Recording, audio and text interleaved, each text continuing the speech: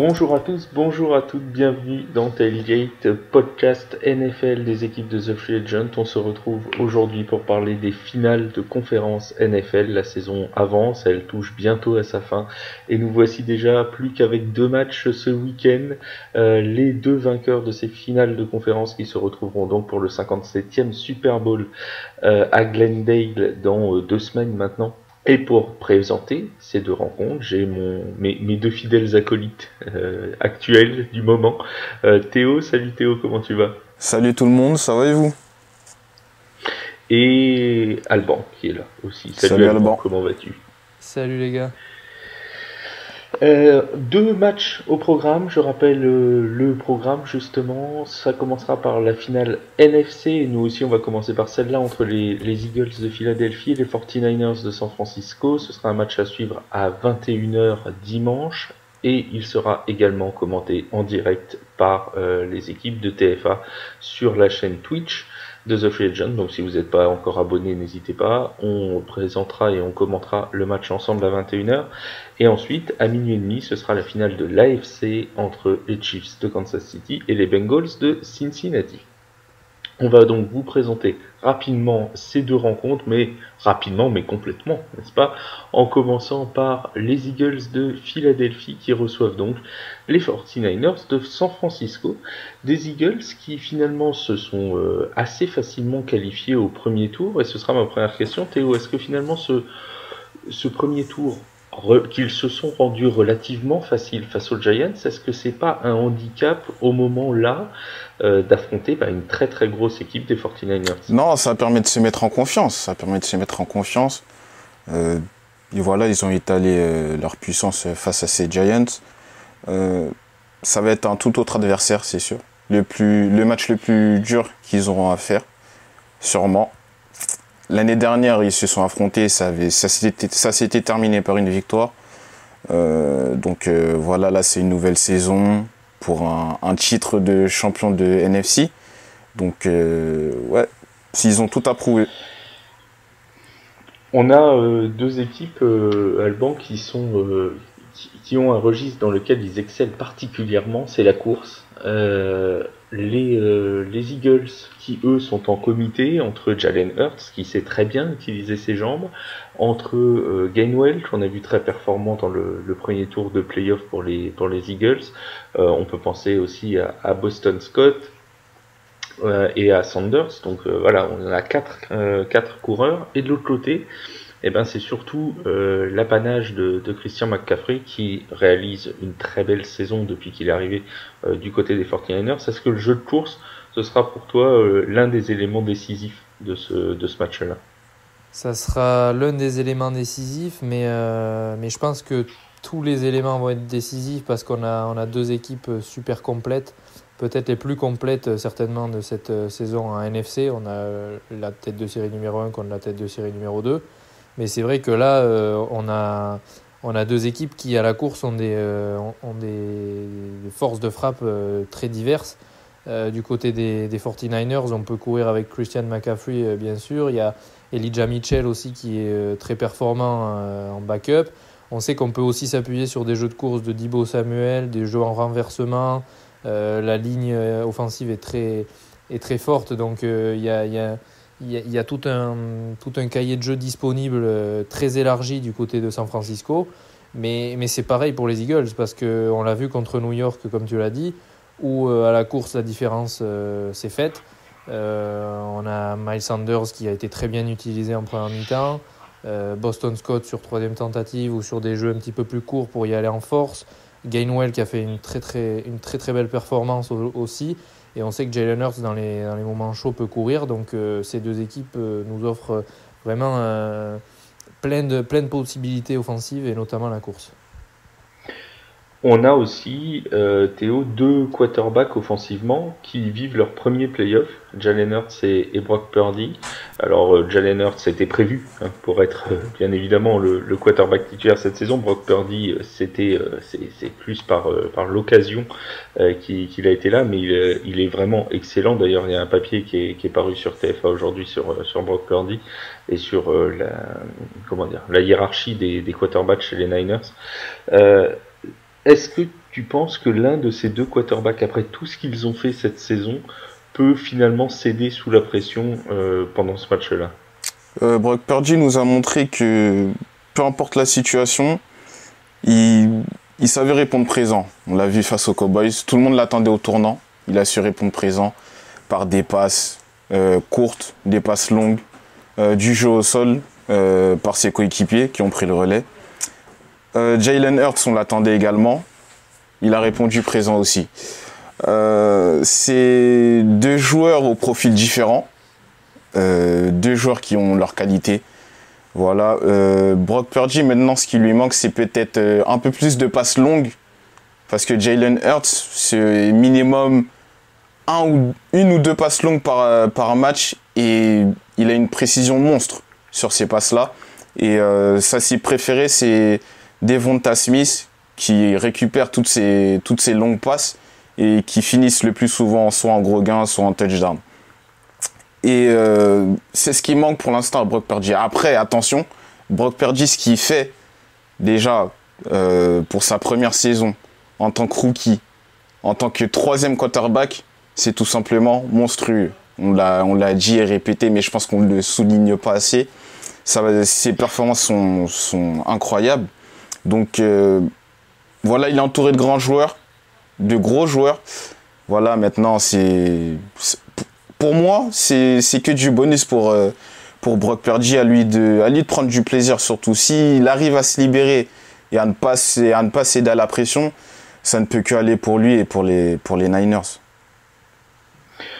On a beaucoup parlé, Alban, de l'attaque depuis qu'on présente ce match, mais on va quand même faire un petit point sur la défense des deux équipes, parce qu'on a là aussi deux équipes absolument exceptionnelles sur le plan défensif. C'est tout simplement en nombre de yards concédés sur la saison régulière, la première contre la deuxième meilleure défense de la ligue.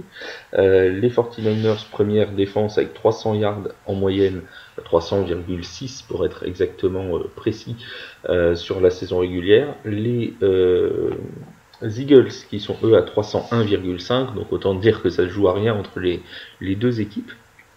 Des défenses qui sont donc très solides, mais tout de même qui ont un petit point faible. À Philadelphie, la défense contre la course n'est que 16e en rang NFL, et du côté de San Francisco, c'est à la passe qu'on n'est que 20e. Est-ce que ces deux défenses-là, c'est tout de même ce qui se fait de mieux sur la planète NFL cette saison? Pour San Francisco, oui, parce que ça fait plusieurs semaines qu'on le rappelle, mais ils sont classés premiers dans un bon nombre de catégories statistiques sur la défense. Philadelphie a montré cette année qu'il y avait une très très grosse défense. Et on l'a vu la semaine dernière, Hassan Reddick a fait un match tout simplement énorme. Cette ligne défensive, elle est toujours là tous les ans pour mettre de la pression.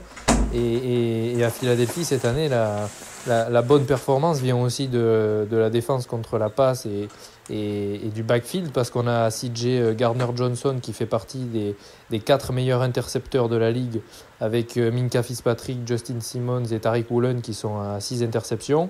On a aussi James Bradberry qui a été récupéré en provenance de New York, qui a fait un excellent match la semaine dernière contre ses anciens partenaires et qui est aussi dans la First Team All-Pro cette année. Donc c'est une défense de Philadelphie qui a été hyper complète et performante sur cette saison. Et à San Francisco, j'ai envie de dire qu'on a, oui, comme je le disais, on a la meilleure défense.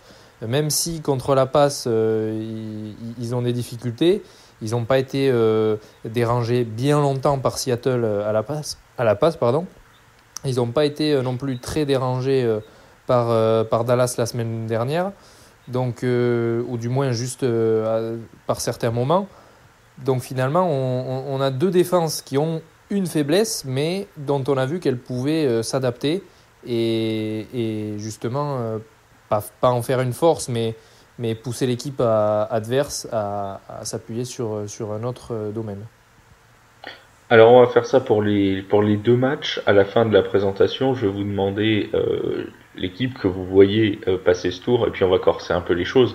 On va demander le score aussi, comme ça au moins on va être tout à fait complet Théo, que l'on sait le roi du pronostic de la Coupe du Monde de football, va peut-être nous prouver ses talents de pronostiqueur sur la NFL maintenant. Théo, le score du match entre les 49ers et les Eagles?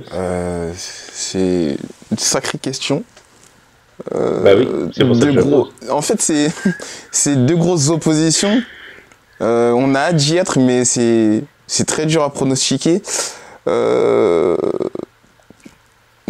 On sent la personne fébrile qui a peur de perdre son titre de meilleur pronostiqueur. Quand même. Je vais dire les Niners. Un petit 14-7. 14-7. Niners 14-7. Et ben on va se régaler. Alban, pour toi?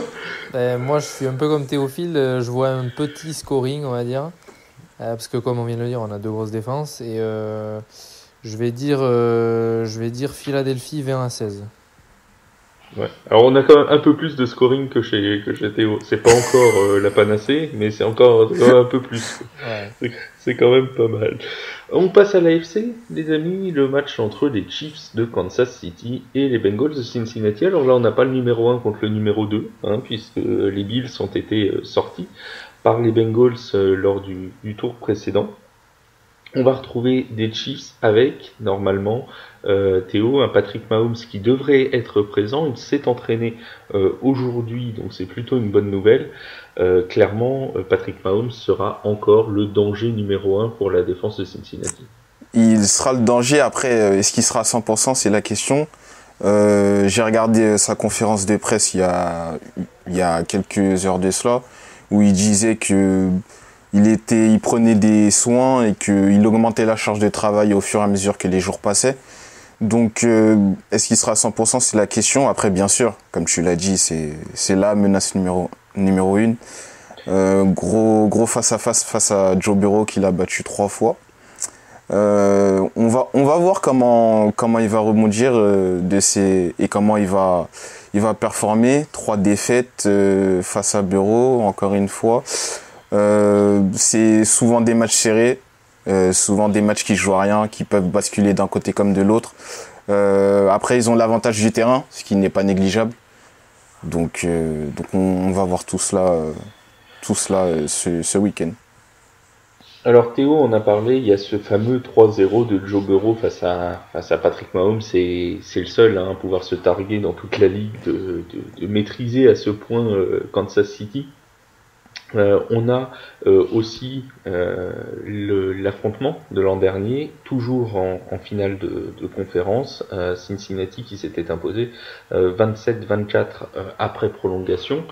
Est-ce que, à ton avis, Alban, au moment d'aborder ce match-là, cette nouvelle finale de conférence qui est donc un rematch de l'an dernier, est-ce que ça peut jouer dans les têtes de Patrick Mahomes, mais en général des joueurs de Kansas City? Est-ce que ça peut les animer d'un sentiment de revanche par rapport à l'an dernier, ou au contraire, est-ce que il va y avoir un côté, je veux pas dire un sentiment d'infériorité, mais de se dire, ils nous battent à chaque fois, et est-ce que ça va pas les tétaniser un petit peu? Moi, je pense que sur ces 3 défaites contre Cincinnati,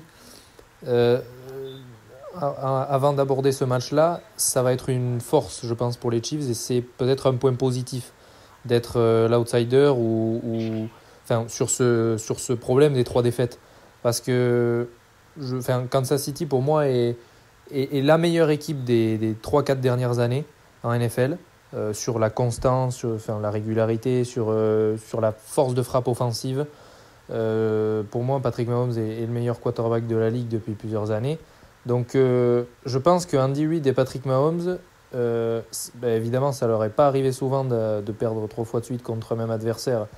Et surtout, avec j'ai envie de dire, la possibilité de perdre une deuxième fois en finale de conférence à la maison contre la même équipe, je vois pas Kansas City perdre encore une fois.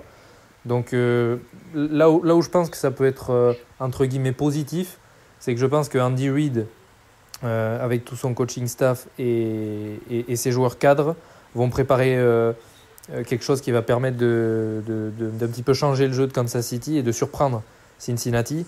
Parce que je le répète, Cincinnati a les armes, mais je ne vois pas Kansas City reperdre et encore plus en finale de conférence, et encore plus à la maison 2 années de suite. On sait qu'en 2021, par exemple, les Chiefs étaient arrivés au Super Bowl avec un surplus de confiance en nous proposant un jeu vraiment magnifique. Et ils étaient tombés de très très haut contre les Buccaneers au Super Bowl. Là, ils savent où ils mettent les pieds, ils savent ce qu'il faut faire et ne pas faire. Donc j'ai assez confiance en cette franchise des Chiefs pour ne pas répéter les mêmes erreurs, donc contre Joe Burrow et ses Bengals. Mais Albert, tu ne penses pas que l'armada offensive des Bengals peut inquiéter la défense des Chiefs? Parce que quand même, Joe Mixon sort d'un match incroyable à la course. Tachi Higgins, Tyler Boyd qui est toujours une menace, peu importe le match. Tu penses pas qu'il y a moyen de faire quelque chose sur ce match? Ah, bien sûr que Cincinnati a moyen de faire quelque chose et je pense pas que les Chiefs vont gagner largement. Je pense que ça va être un match très serré. Ça va certainement se jouer dans le 4e quart-temps, dans les dernières possessions, parce que Cincinnati, c'est pas Jacksonville, ils ont maintenant l'expérience. Et on a dit que Jacksonville avait perdu un petit peu sur le 4e quart-temps, c'était un peu essoufflé, et ça n'arrivera peut-être pas avec Cincinnati. Mais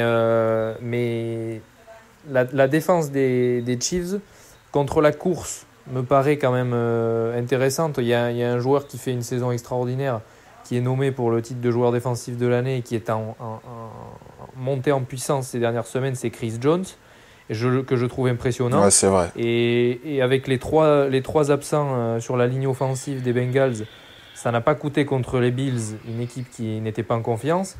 Contre Kansas City, je pense que ça peut se payer cash. Alors on sait que Kansas City, c'est pas la meilleure défense depuis des années, mais ils n'ont pas non plus pour habitude d'encaisser 30 points à chaque match. Donc oui, Cincinnati 21. va marquer, va faire... C'est 21 la moyenne. Mais on sait que Cincinnati va faire des stats, les receveurs vont faire leurs stats, Joe Burrow, Ja'Marr Chase vont certainement marquer un ou plusieurs touchdowns, c'est pas un souci. Mais en face, il y a du répondant. Et je pense que la course ne fera pas le même chantier que la semaine dernière pour Cincinnati. C'est deux équipes d'ailleurs qui sont très bonnes offensivement dans le jeu de passe, 5e et première. Kansas City est la meilleure équipe en jeu de passe en nombre de yards gagnés depuis le début de la saison. Et ces deux défenses qui sont plutôt fébriles contre la passe, 18e défense pour Kansas City, 23e pour Cincinnati. Donc est-ce que Théo, on peut s'attendre à voir un jeu très spectaculaire à la passe dimanche? On peut en voir. Les Chiefs, comme tu l'as dit, c'est 21 points encaissés par match. Il y a eu quelques matchs où il y a eu de gros scoring, où c'est parti à plus de 30 points.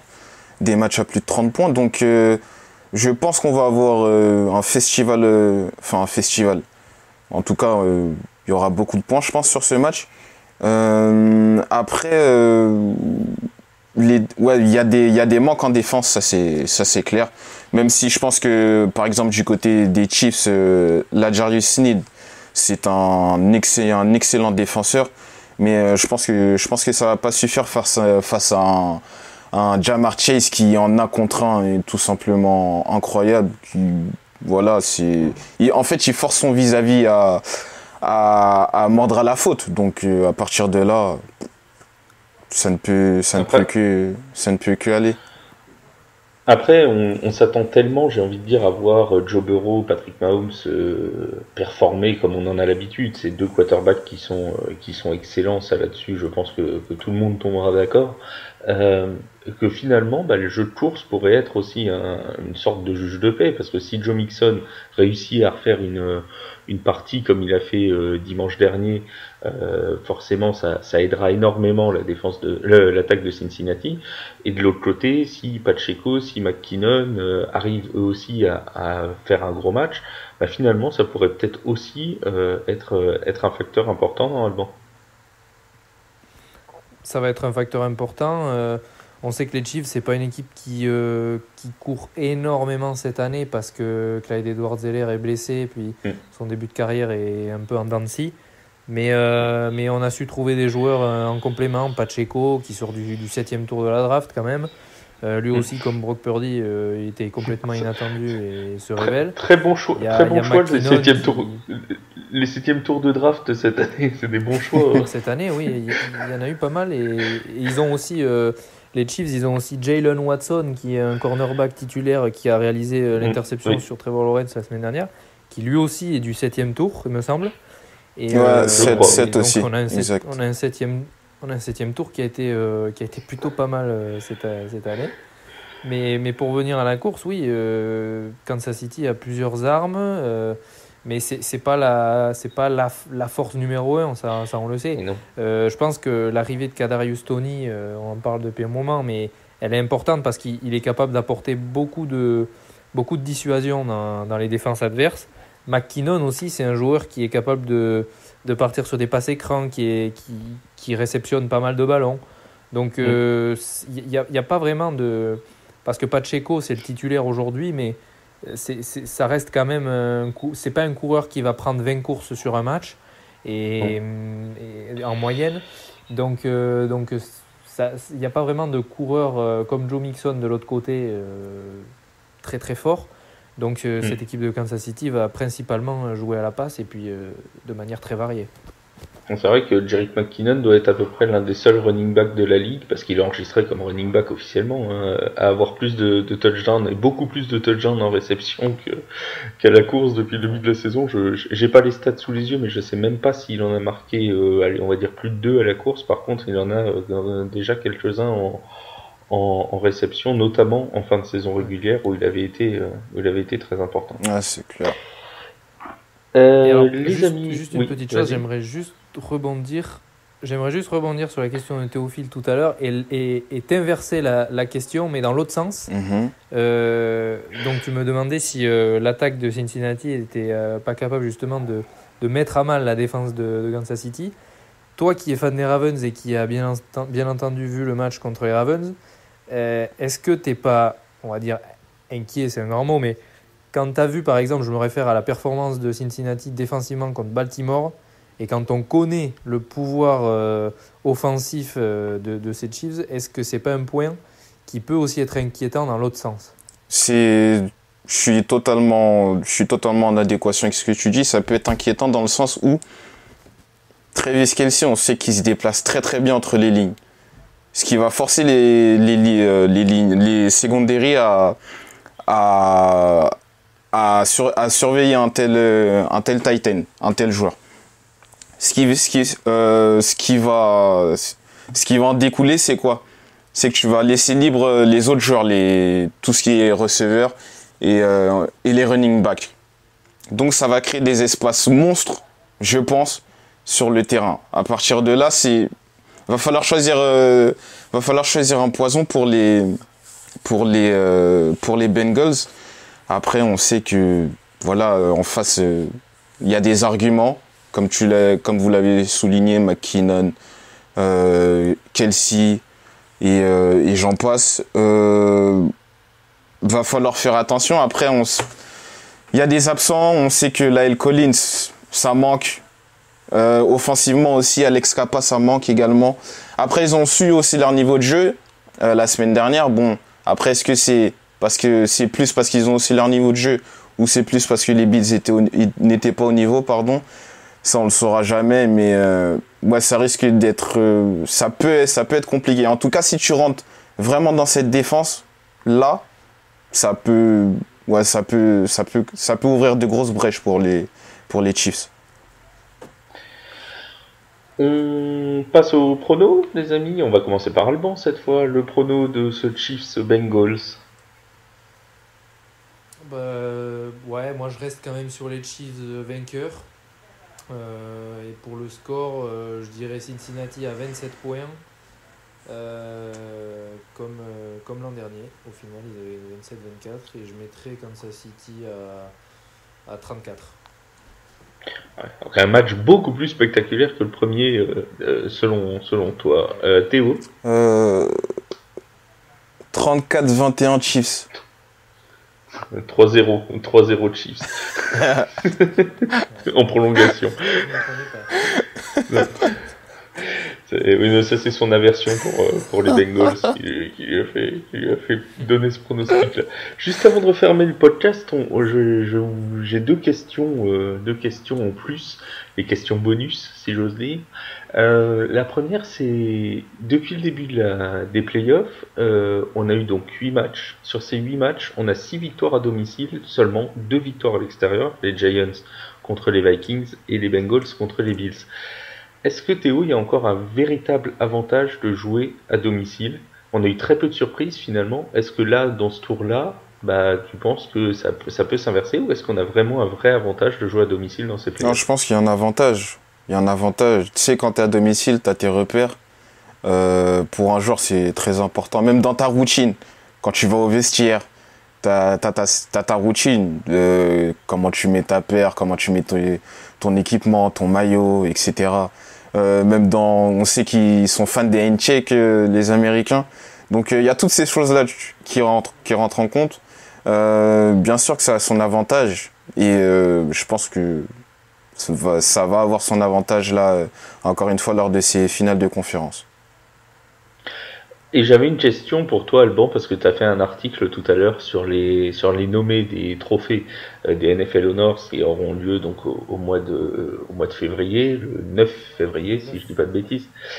On va pas faire tout le listing, mais revenir sur les coachs de l'année, parce que on a quand même un affrontement ce dimanche entre deux nommés pour le coach de l'année, Nick Sirianni contre Kyle Shanahan. En revanche, de l'autre côté, ni Andy Reid ni Zach Taylor ne sont nommés pour ce trophée. Est-ce que ça paraît normal, toi, on sait que c'est pris sur la saison régulière, on est d'accord là-dessus, mais Andy Reid a fini quand même numéro 1 de l'AFC, Zach Taylor a fait encore un très gros boulot avec les Bengals cette année. Est-ce que ça te semble logique que les deux ne soient pas nommés? Logique, non, mais on voit que la NFL ces dernières années récompense sur le coaching, ou en tout cas, on a beaucoup plus de nominés sur des surprises. Par exemple, Doug Peterson, Brian Daboll sont de vraies surprises, et pour moi, ils ont leur place. Mais dans ce cas-là, on aurait peut-être pu mettre Kevin O'Connell aussi pour les Vikings, qu'on n'attendait pas forcément à pareille fête en saison régulière non plus, quoi. Aussi, mais je dirais que les Vikings ont gagné tellement ric-rac à chaque fois que je pense que c'est ce qui a pesé dans la balance pour ne pas mettre Kevin O'Connell. Après, Andy Reid, je pense que tout simplement c'est peut-être la récurrence, le fait que tous les ans, presque les Chiefs ont le first seed et qu'il est nommé presque tous les ans. C'est bête à dire, mais c'est peut-être le cas. Zach Taylor, oui, aurait mérité. Peut-être à la place de Sean McDermott, mais c'est quelque chose qu'on dit aujourd'hui parce qu'on a les playoffs en tête. Mais il ne faut pas oublier que c'est quand même des récompenses de saison régulière. Et en saison régulière, les Bills ont quand même fait un boulot énorme et Sean McDermott a été énorme. Tout le monde les voyait au Super Bowl, les Bills, en saison régulière. Oui, mais bon, en fait, le truc, c'est de se dire, on a l'impression que ce qui a coûté, je sais pas comment je vais formuler ça, ce qui a coûté sa place à Andy Reid dans les nommés, c'est d'avoir aussi un très bon effectif. Effectivement, tu le disais, Brian Daboll, par exemple, qui est avec l'effectif des Giants, il les a emmenés quand même en deuxième tour. Donc pour moi, même sur sa saison régulière, il le méritait. Doug Peterson, c'est pareil. Nick Sirianni, c'est pareil. Pour Andy Reid, tu te dis il a quand même un très bon effectif, donc c'est logique qu'il en soit là où il est. Tu vois. Bon, à la rigueur, on le nomme pas, mais du coup, ils mettent Sean McDermott, qui lui aussi avait un très bon effectif. On le savait, que ce soit défensivement, offensivement, au niveau du quarterback, il avait quand même de quoi faire. Et il finit derrière les Chiefs. Et finalement, il est nommé quand même. Donc, on pourrait discuter de la nomination de l'un et de l'autre, mais voilà, c'était juste savoir votre avis sur le fait que notamment on trouve pas Zach Taylor qui, on en parlait lors du dernier podcast, qui est à mon avis très sous-estimé en NFL et visiblement ça a l'air de continuer encore pour ces trophées-là. Mais ça lui arrivera un jour, il sera nommé. En tout cas, tu me le demandes pas, mais je vais quand même y répondre. Mais si tu me demandais quel est mon favori pour le coach de l'année, je pense que sur la saison régulière, je dirais Nick Sirianni, parce que j'attendais pas du tout les Eagles à ce niveau-là, puis ils ont le meilleur bilan avec les Chiefs, et puis ils ont quand même été à 11-0 à un moment donné. Et si on prend les playoffs avec, j'aurais tendance mention spéciale à Doug Peterson, qui qui a sorti une équipe qui était dernière de division l'année dernière à première de division avec une victoire en play-off à la maison avec un retard de 27 points. Donc petite mention pour Doug Peterson. Très bien, c'est parfait. Alors je ne te l'ai pas demandé puisque nous pouvons l'annoncer à tous ceux qui nous écoutent. Il y aura bien évidemment un live spécial sur les TFA Awards où on reviendra sur l'ensemble des nominations au niveau des NFL Honors. Donc on les fera avant que les trophées soient remis, comme ça on vous donnera notre avis à chacun, aussi ceux qu'on aurait pu nommer, et puis nos actions favorites, nos meilleurs moments de toute la saison, ce sera dans la semaine précédant le Super Bowl. Voilà pour ça, c'est pour les prochains rendez-vous. On se retrouve donc dimanche à 21h pour commenter le match entre les Eagles et les 49ers. Merci beaucoup Théo, merci beaucoup Alban pour ce podcast. Avec plaisir. Et on se retrouve donc ce week-end. Merci à toi Flav. Ciao ciao. Allez, à ce week-end. Salut tout le monde.